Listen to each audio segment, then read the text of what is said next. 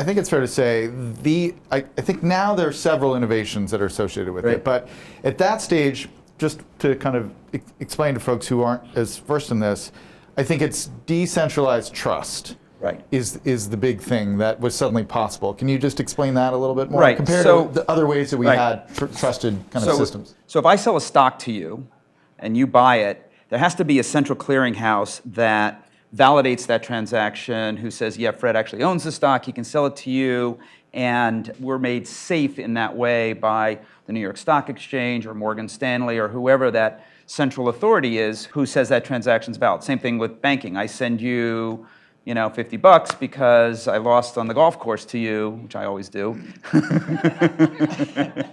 You actually sometimes because you start talking about cryptocurrencies as we're playing, and that really is very distracting.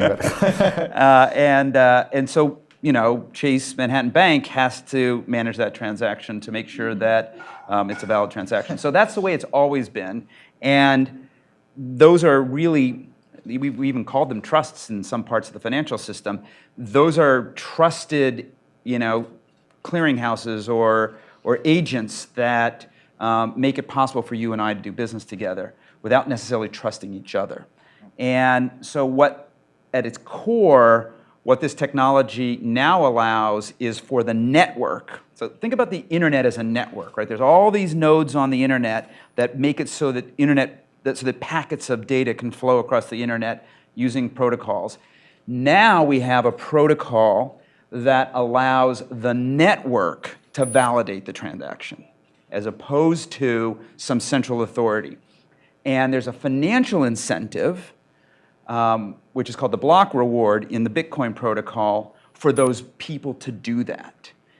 And that was a piece of the innovation. With Satoshi Nakamoto, who may or may not be a person, I personally think Satoshi Nakamoto was a group of people who were working together on this. He's the guy who wrote the white paper, right? Yeah. What Satoshi Nakamoto did was stitch together a couple of pieces of technology into a protocol that works.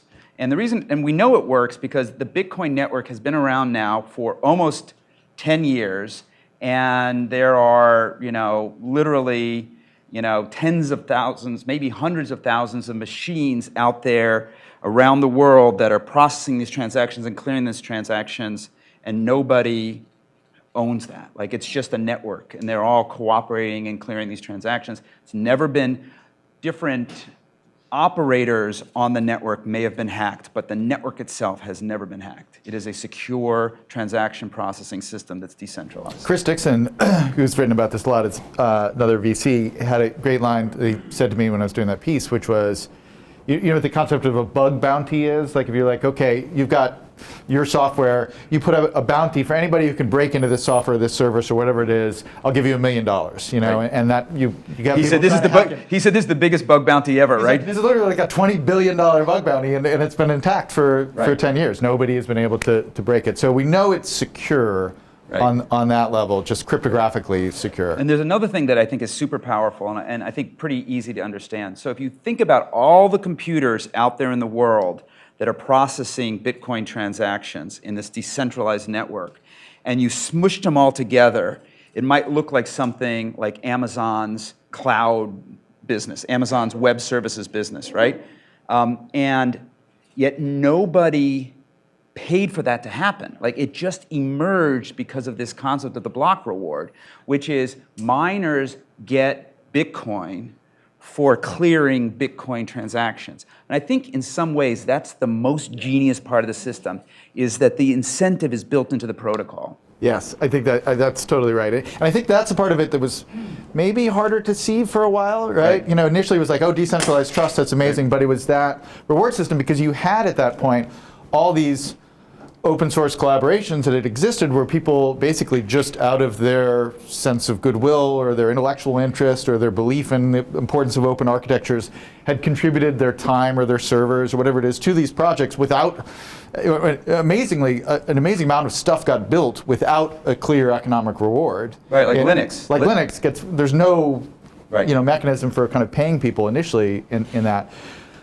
But with Bitcoin, all of that changes. And suddenly, now of course it's dependent on the coin having some kind of transferable value into the real world. And that's once that started to become visible, that's when it becomes really interesting.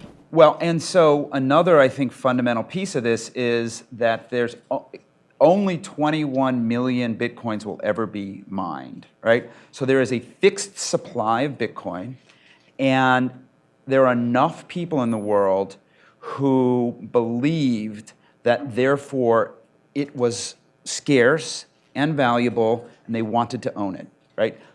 That happened. And once that happens, again, it's like a belief system. I mean, look, so is the US dollar, right? What's backing the US dollar? Nothing. The full faith and trust of the US government, right? That's it. But that's a big deal, right? Like, we believe that the US government will make good on that money, so we're happy to own it, right? And so the first people who started mining Bitcoin or buying Bitcoin believed that there was only 21 million of these things that were going to get made, and that they had value, that they could hold them, and they could count on them being worth something sometime. Once you achieve that, you've got money. So we're kind of going back to another time. And you probably understand this better because you're such a student of history. There was a time when wealthy people, companies, other private actors would create script. They would create money, and that money was actually how communities would exchange value. And then over maybe in the past 200 or 300 years, nation states took that over, and they said, like, stop making private money. We're going to use the franc, or we're going to use the Deutschmark, or we're going to use the dollar.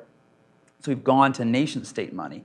And what we're doing here, I think, is we're going back in some ways to the idea that anybody can be a creator and an issuer of money. You have to believe in it. If you don't believe in it, it won't have value. But if you believe in it, it does have value.